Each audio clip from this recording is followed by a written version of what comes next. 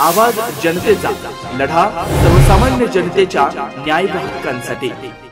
भाजपकडून आतापर्यंत 19 आमदारांना मंत्रिपदासाठी फोन गेल्याची माहिती मिळते। आशिष शेलार यांना देखील मंत्रिपदासाठी भाजपकडून संधी देण्यात येणार आहे। नितेश राणे, शिवेंद्रराजे भोसले, पंकज भोईर हे देखील प्रथमच मंत्री होणार आहेत। फोन गेलेल्यांच्या जुन्या मंत्र्यांमध्ये चंद्रकांत पाटील, गिरीश महाजन, राधाकृष्ण विखे पाटील यांना पुन्हा स्थान देण्यात आले आहे। तर पंकजा मुंडे, चंद्रशेखर बावनकुळे यांना देखील मंत्रिपद मिळणार आहे। मंगल प्रभात, जयकुमार रावळ यांना देखील फोन गेलेला आहे। तर आळेगावचे आमदार अशोक उईके यांना देखील भाजपकडून मंत्रिपदासाठी संधी देण्यात आली आहे। भाजपच्या अतुल सावेंना शपथविधीसाठी फोन केला, तर भाजपचे मुंबई अध्यक्ष आशिष शेलार यांना देखील आता मंत्रिमंडळात स्थान मिळणार आहे। त्याशिवाय नितेश राणे, शिवेंद्रराजे भोसले, पंकज भोईर हे देखील प्रथमच मंत्री होणार आहेत। तर माधुरी मिसाळ यांची देखील मंत्रिपदावर वर्णी लागणार आहे। तर जुन्या मंत्र्यांमध्ये चंद्रकांत पाटील, गिरीश महाजन आणि राधाकृष्ण विखे पाटील यांचं स्थान निश्चित मानलं जात आहे। नितेश राणे, गणेश नाईक, शिवेंद्रराजे भोसले हे भाजपचे मंत्री असतील।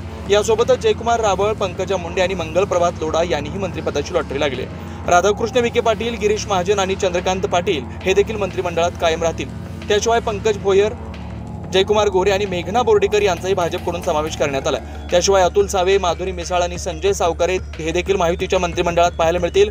चंद्रशेखर बावनकुळे आणि अशोक उईके देखील मंत्रिमंडळात स्थान देण्यात आले। तर आशिष शेलार, आकाश फुंडकर यांचाही मंत्रिमंडळात समावेश करण्यात आला।